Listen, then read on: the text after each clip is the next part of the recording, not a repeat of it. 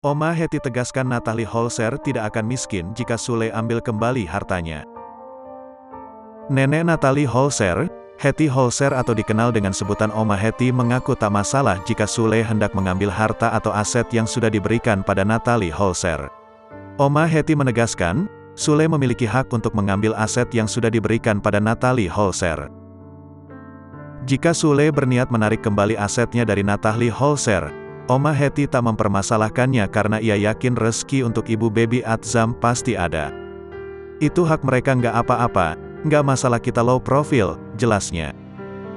Waktu menjawab itu semua, benar ya, banyak sekali kerjaan, karena ikhtiar legowo, Tuhan akan memberikan yang mau, jelas Hetty Holzer. Itu menurut penilaian saya, kan kita yang tahu kan, ya dicabut nggak masalah, ujar Hetty Holzer, Sabtu, tanggal 5 November tahun 2022. Menurutnya walaupun harta diambil Sule, Natalie Holzer tidak akan miskin. Tidak akan miskin karena itu, benar kan, sah-sah aja, ujarnya. Sekali lagi pihak Natalie Holzer tidak mempermasalahkan hal tersebut.